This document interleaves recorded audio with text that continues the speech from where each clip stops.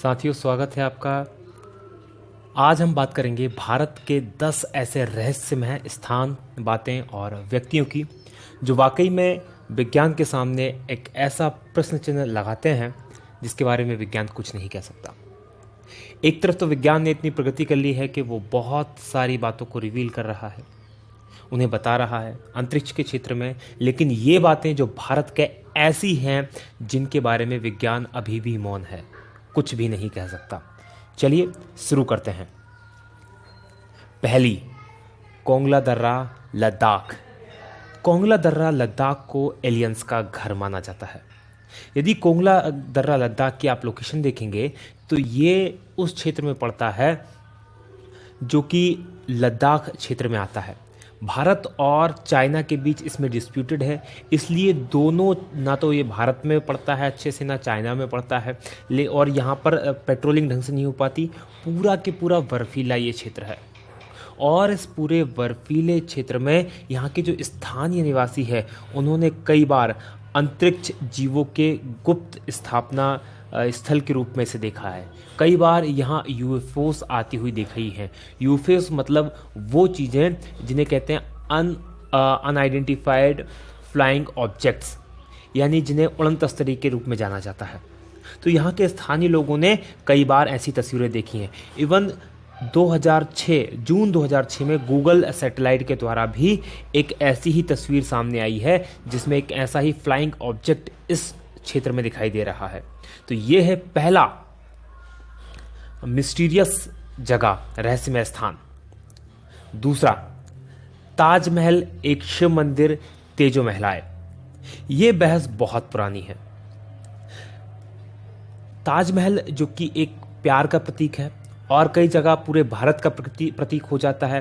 भारत को विदेशों में रिप्रेजेंट करने के लिए इस तस्वीर का प्रयोग किया जाता है, लेकिन ये भी अपने आप में एक रहस्यमय और विवादित मुद्दा है कि ताजमहल वाकई में एक मकबरा है या एक शिव मंदिर। अगर इसकी जांच पड़ताल करें तो दिल्ली के एक प्रोफेसर थे, PN ओक, पुष्पेंद्र नागेश ओक, जो कि साथ में इतिहासकार भी थे। उन्होंने एक पुस्तक लिखी, the Taj Mahal is a temple palace. उन्होंने इसमें बताया कि ये जो ताजमहल है, ये जो इमारत है, ये जयपुर के राजा जयसिंह के अधीन थी, जिसको शाहजहां ने जबरन उनसे हथिया लिया था और थोड़े से इसमें बदलाव करके मकबरे का रूप दे दिया था, और जिसके परिप्रेक्ष्य में उनके द्वारा कई प्रकार के सबूत भी दिए गए हैं। सबूत जैसे कि यहाँ पर आप देख सकते हैं तस्वीरों में एक गुप्त कमरा जो ताजमहल के नीचे है।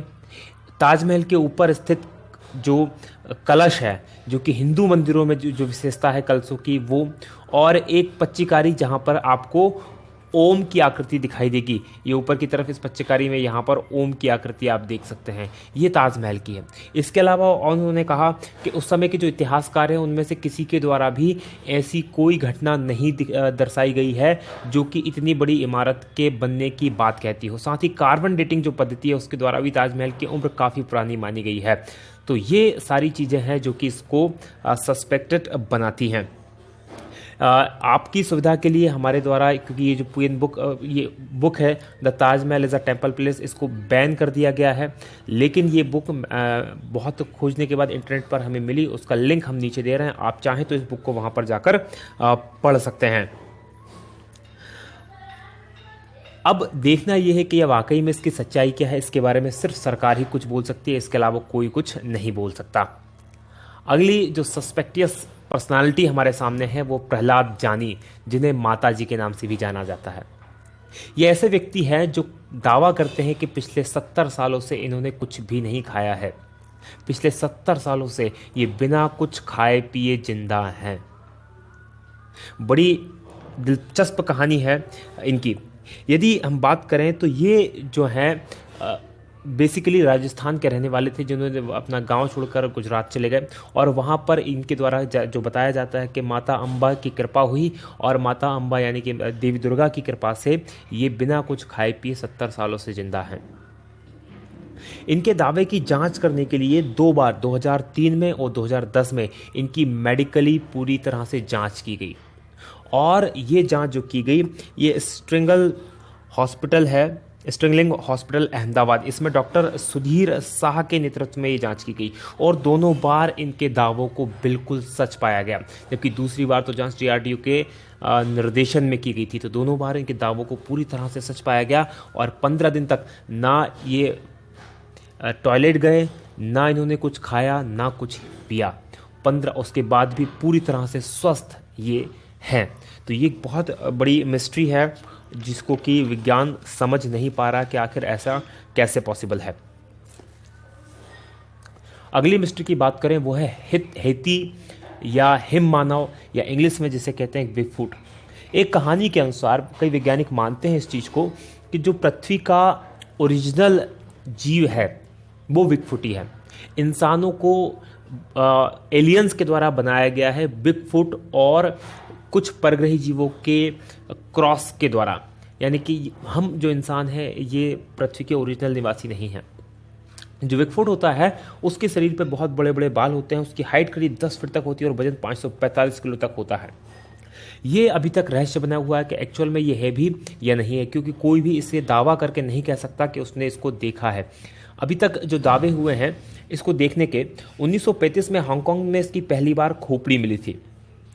साथ ही इसका उल्लेख जो है ऋग्वेद और सामवेद में भी आता है। 1951 में जब माउंट एवरेस्ट की चढ़ाई करने के लिए वहाँ पर एरिक सिम्पटन गए थे तो उन्होंने बर्फ पर बड़े बड़े पैरों के पद चिन्ह भी देखे थे और उन पद चिन्हों की तस्वीरें बहुत फेमस हुई बाद में और काफ़ी उस पर चर्चा भी की से बनी। 1953 में जो एडमंड हिलेरी और तेंजिंग नोर्गे ने भी इसी तरह के बड़े बड़े पद चिन्ह देखे थे और इसके बारे में तेंजिंग नोर्गे ने लिखा है अपनी आत्मकथा में कि उन्होंने ऐसे चित्र कई बार देखे, लेकिन उनके पिता ने 2 बार अपनी लाइफ में हिम मानव को देखा था। हालांकि तेंजिंग नोर्गे ने ये दावा नहीं किया कि उन्होंने देखा था, उनके पिता का दावा करते हैं कि उनके पिता ने इसको देखा था। तो ये अभी भी वाकई में एक बहुत बड़ा रहस्य है कि वाकई में हिम मानव होता है या नहीं होता। अगली है राजस्थान की धरा में कुलधरा करके एक गांव है जो एकाएक वीरान और भूतहा हो गया है। ये जो गांव है राजस्थान के जैसलमेर जिले में स्थित है। ये जो गांव 1200 के आसपास बसाया गया था ब्राह्मणों के द्वारा और ये गांव 1825 में एक ही रात में ये गांव और इसके साथ और 83 गांव, कुल 84 गांव रातों रात भूतहा हो गए। इसके बारे में जो कहानी है वो कुछ इस तरह से है।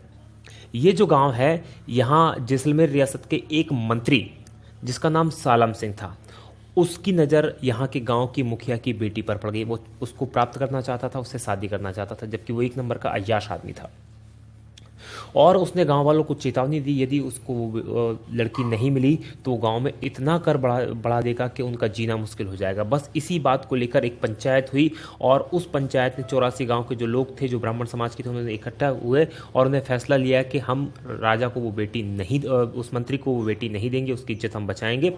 और रातों रात पूरा के पूरे 84 गाँव खाली कर चले गए और वो आज भी एज इट इज़ वहाँ पर सारी चीज़ें स्थित हैं।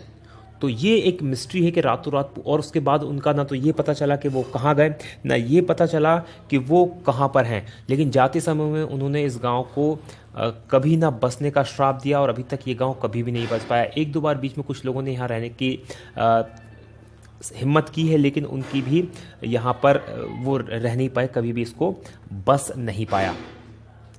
अगली है 6वां नंबर पे मैग्नेटिक हिल लेह। ये एक बहुत बड़ा रहस्य है। मैग्नेटिक हिल जो है लेह के अंदर, कश्मीर के अंदर स्थित है। जहाँ पर यदि आप देखेंगे किसी ढलान पर आप गाड़ी खड़ी कर दें तो आप पाएंगे यदि आपने गाड़ी में हैंड ब्रेक या गियर नहीं लगाया है तो गाड़ी नीचे की ओर लड़क जाएगी या नीचे की ओर लुढ़केगी, लेकिन यहाँ पर इसका उल्टा होता है। यदि गाड़ी आपने न्यूट्रल में या बिना ब्रेक के या बिना न्यूट्रल में खड़ी कर दी तो यहाँ गाड़ी ढलान के नीचे की ओर न लुढ़कते हुए ऊपर की ओर खींचेगी और लगभग वो भी 20 किलोमीटर प्रति घंटे की रफ्तार से तक ऊपर जा सकती है। तो बहुत बड़ा एक ये रहस्य बना हुआ है। कहा जाता है कि यहाँ बहुत बड़ा मैग्नेटिक फील्ड है जो गाड़ियों को, क्योंकि वो आयरन की बनी होती है और लोहा जो होता है आयरन को खींचता है, इसलिए वो इसे अपनी ओर खींचती है। तो ये भी एक बहुत बड़ा रहस्य है। आप इन सब चीज़ों को गूगल पर देख सकते हैं, इनके बारे में पढ़ सकते हैं बहुत ईजिली। जितनी भी मैं चीज़ें बता रहा हूँ सब के सब गूगल के बेस में इनके ऊपर बहुत विस्तार से लिखा हुआ, आप इसको देख सकते हैं।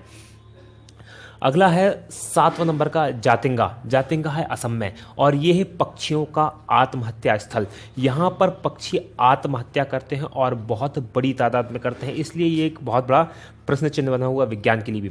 होता क्या है, मानसून के बाद जब सितंबर और अक्टूबर के महीने में रात के समय खासकर 6 बजे से 9:30 बजे के बीच में कई पक्षी यहाँ पर क्या होते हैं, जो प्रवासी पक्षी आते हैं या स्थानीय पक्षी भी जो होते हैं, शहर में जो या गांव जिसे कहा जाए उसमें जो लाइटें लगी उनकी ओर आकर्षित होते हैं और टकराकर मर जाते हैं। और ये घटना खासकर सितंबर और अक्टूबर में ही होती है, इसलिए ये बहुत बड़ा रहस्य का विषय बना हुआ है। इस पर कई समय तक रिसर्च की गई, लेकिन कुछ भी समझ में नहीं आ रहा कि आखिर ऐसा क्यों होता है।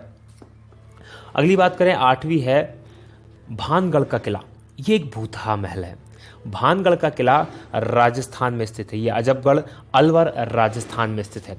यदि भानगढ़ के किले की हम बात करें तो रात में सूर्यास्त के समय यहाँ पर जाने की पूरी तरह मनाही है और इसके संबंध में भारतीय पुरातत्व संरक्षण विभाग ने वहाँ पर बोर्ड भी लगाया है, क्योंकि एक संरक्षित स्थल है।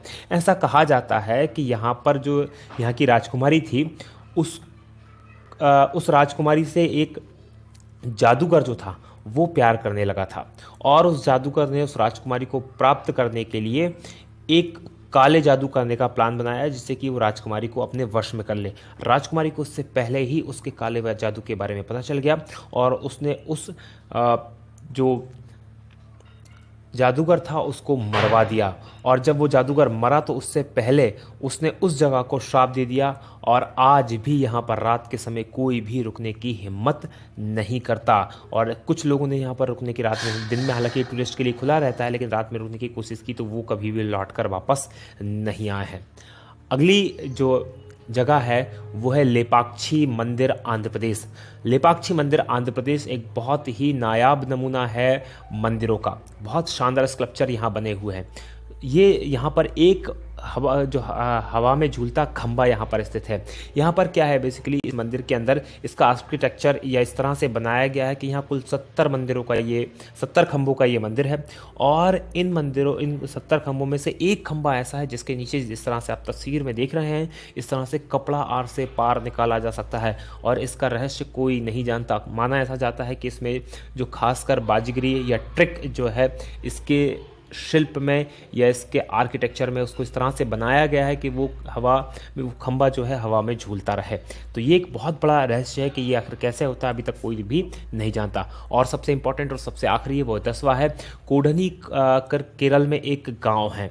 यहाँ पर ये जो गांव है जुड़वा लोगों का गांव या ट्विंस टाउन कहलाता है। ये कोडनी गांव जो है ये मलप्पुरम से लगभग 15 किलोमीटर की दूरी पर 2000 लोगों का गांव है, लेकिन इन 2000 लोगों के गांव में 204 से ज़्यादा जुड़वा जोड़े हैं, मतलब कि 408 लड़के लड़की यहाँ पर जुड़वा हैं।